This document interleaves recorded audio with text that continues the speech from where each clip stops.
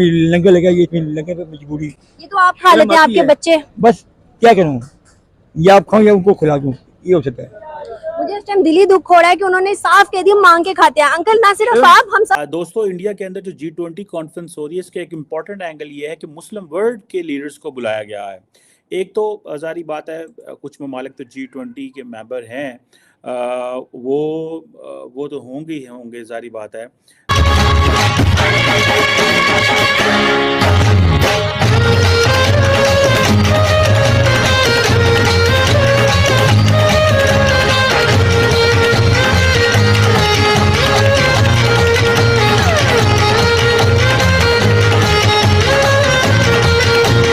निकल जाएंगे। हम लोग जो हैं यहाँ पे अपने जो है ना रोटी कपड़े मकान में फंसे रहेंगे, इसके अंदर हमें कोई फ़ायदा नहीं होगा जब तक। नमस्कार दोस्तों, जय हिंद। दोस्तों, सऊदी अरब के प्रिंस मोहम्मद बिन सलमान G20 में भाग लेने के लिए दिल्ली पहुंच चुके हैं। मोहम्मद बिन सलमान की तरफ पाकिस्तान बहुत ही ज़्यादा टकटकी लगाए देख रहा था कि G20 से लौटते वक्त पाकिस्तान का दौरा कर सकते हैं, लेकिन उन्होंने इनकार कर दिया। क्या है पाकिस्तानियों का रिएक्शन, वीडियो को स्टार्ट करते, लेकिन उससे पहले यदि आपने हमारे चैनल को सब्सक्राइब नहीं किया तो सब्सक्राइब करें। वीडियो पसंद आए तो लाइक करें, कमेंट करो और शेयर करें। जय हिंद, वंदे मातरम। टर्की है, इंडोनेशिया है, जिससे बेसिकली इंडिया ने पिछले साल अपनी G20 की लीडरशिप ली, लेकिन मोहम्मद बिन ज़ायद को इनवाइट किया गया है, प्रेसिडेंट सीसी ऑफ इजिप्ट को इनवाइट किया गया है, ओमान के जो डेप्टी वज़ीर आज़म हैं, डेप्टी प्राइम मिनिस्टर हैं असद बिन तारक बिन तैमूर अल सैद, उनको जो है वो इनवाइट किया गया है। इसी तरह मोहम्मद बिन सलमान जो कि क्राउन प्रिंस हैं एंड प्राइम मिनिस्टर हैं सऊदी अरेबिया के, वो आ रहे हैं, लेकिन वो एक एक्स्ट्रा स्टेप भी है कि वो एज ए स्टेट गेस्ट भी 11 सितंबर को रहेंगे जब G20 कॉन्फ्रेंस जो है वो चली जाएगी। तो इट मींस के द इंडियंस अंडरस्टैंड कि हमें सऊदी अरब को कितना ज़्यादा प्रोटोकॉल देना है। ये प्रोटोकॉल माजी में अमेरिकन देते रहे हैं, सारे वेस्टर्न इत्तेहादी देते रहे हैं, अब सारे वो पीछे हट रहे हैं इन चीज़ों से। सो वो समझते हैं कि हमें ये प्रोटोकॉल देने की, जिसे वो कहते हैं ना कि ज़रूरत है, और ये प्रोटोकॉल हम तभी दे सकते हैं अगर मोहम्मद बिन सलमान एक दिन एक्स्ट्रा रहें, क्योंकि बाकी 19 लीडरशिप की मौजूदगी में इसका प्रोटोकॉल देना थोड़ा सा मायूब लगेगा, या ऐसे लगेगा ये पता नहीं ज़्यादा कर रहे हैं। पहली बात, अब देखना ये है कि ये जो सारी एक्टिविटी है जो कि हो रही है, इसको अगर आप देखें तो आपको ये एहसास होगा कि नरेंद्र मोदी ने बेसिकली अपने जो जिसे कहते हैं ना ताल्लुकात जो है वो मुस्लिम वर्ल्ड से बहुत अच्छे इस्तवार कर लिए हैं, बहुत अच्छे ताल्लुकात उन्होंने बना लिए हैं।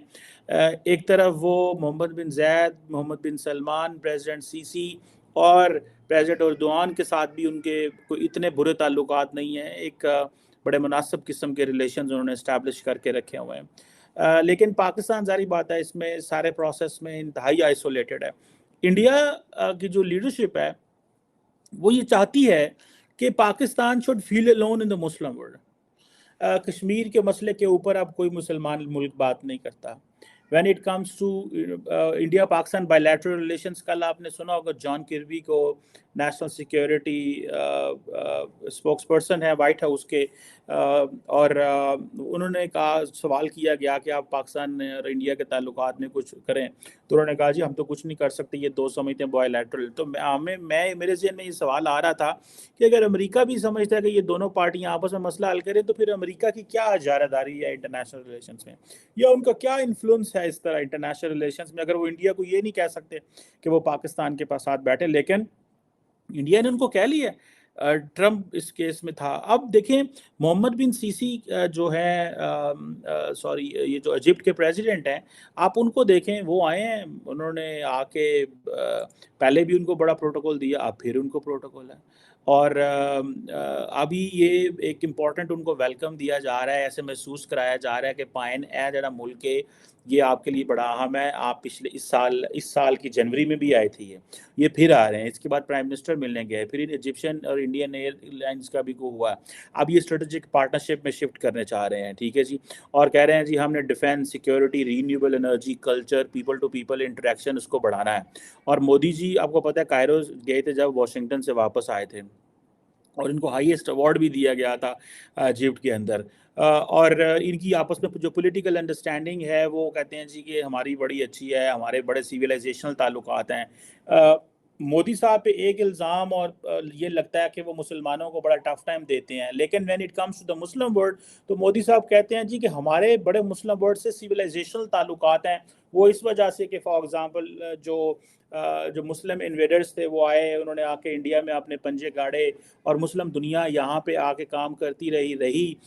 इंडिया उसको अंडू करने की कोशिश कर रहा है जो जो मुस्लिम फुटप्रिंट्स इंडिया के अंदर हैं, लेकिन when it comes to building relation with the Muslim world तो वो कहेंगे जी हमारे बड़े सिविलाइजेशनल किस्म के ताल्लुकात हैं, जिसको ना तो वो ममालिक समझते हैं कि ये सही है या गलत है, बल्कि वो ये समझते हैं कि ठीक है सही है यार, सानू इंडिया को फ़ायदा लेना है, सानू की माजी में क्या हुआ 100 साल पहले 300 साल पहले, और वो अरब कौन से हमारे चाचे मामे थे, बस ठीक है निकल गई बात, हमने अकबर से क्या लेना है, जहांगीर से क्या लेना है।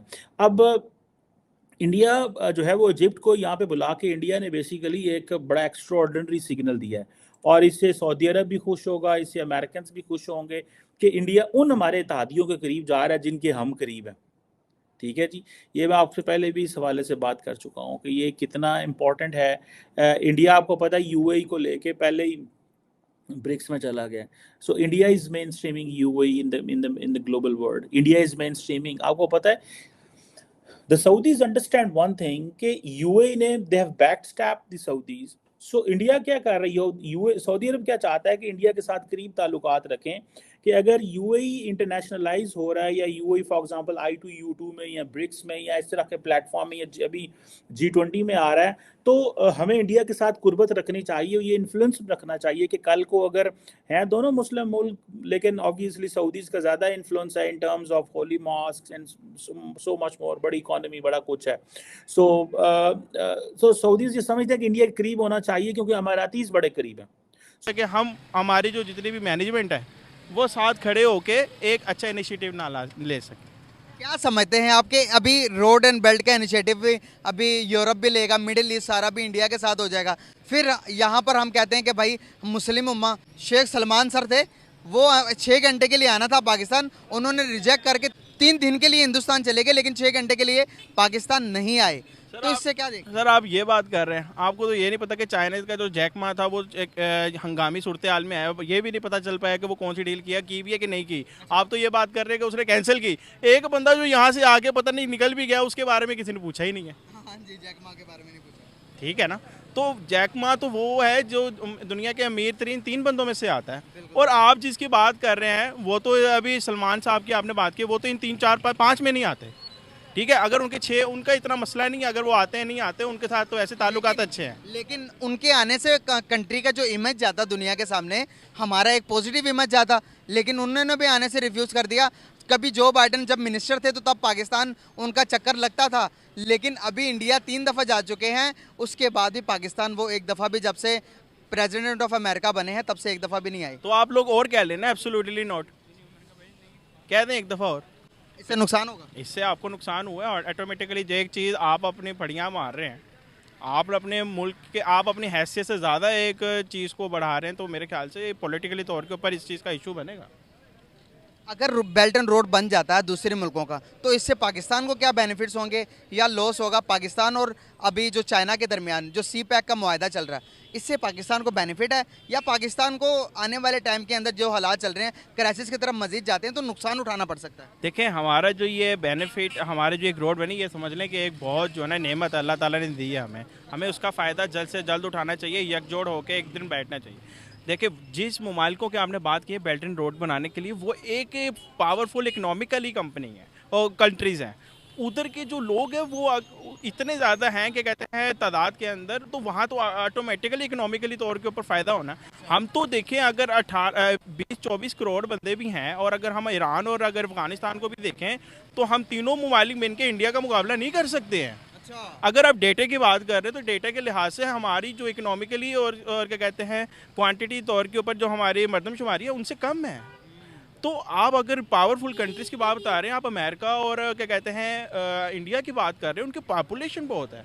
आप अगर क्या कहते हैं यूनाइट इकनॉमिक्स की तौर के ऊपर अगर आप आते हैं तो हमें तो वो क्या कहते हैं साथ भी नहीं लगने देंगे। तो दोस्तों पाकिस्तान इस वक्त काफ़ी ज़्यादा परेशान नज़र आ रहे हैं, क्योंकि एक के बाद एक मुस्लिम देश भारत के पक्ष में आते चले जा रहे हैं और पाकिस्तान को नज़रअंदाज कर रहे हैं। पाकिस्तानियों को कहना है कि भारत लगातार पाकिस्तान को मुस्लिम देशों से भी आइसोलेट कर रहा है, क्योंकि जिस तरह से मुस्लिम देशों के साथ भारत के रिलेशन है उससे साफ पता चलता है कि पाकिस्तान को कोई भी भाव नहीं देता है। क्योंकि जिस तरह से पाकिस्तानी उम्मीद जता रहे थे कि किसी भी तरीक़ा से मोहम्मद बिन सलमान पाकिस्तान का 4 से 6 घंटे का दौरा कर लें, जिससे पाकिस्तान का इमेज थोड़ा बहुत दुनिया में बेहतर हो जाए, लेकिन मोहम्मद बिन सलमान ने पूरी तरीक़ा से इसे खारिज कर दिया। मोहम्मद बिन सलमान ने पाकिस्तान का दौरा रद्द कर दिया और भारत में 3 दिनों के लिए आए हैं, क्योंकि भारत सरकार ने उन्हें स्टेट विजिट के लिए न्योता भी दिया, तो उसे भी उन्होंने स्वीकार किया है। साथ ही 2 दिनों के लिए वो G20 में हिस्सा लेंगे। इसे लेकर के पाकिस्तानी काफ़ी ज़्यादा परेशान है, क्योंकि जिस तरह से मुस्लिम देश लगातार पाकिस्तान से दूरी बना रहे हैं उससे पाकिस्तानियों की नींद उड़ी हुई हैं। आपकी क्या राय कमेंट में ज़रूर शेयर करें। यदि आप चैनल पर नए, चैनल को सब्सक्राइब करें। वीडियो पसंद आए तो लाइक करें, कमेंट करें और शेयर करें। जय हिंद, वंदे मातरम।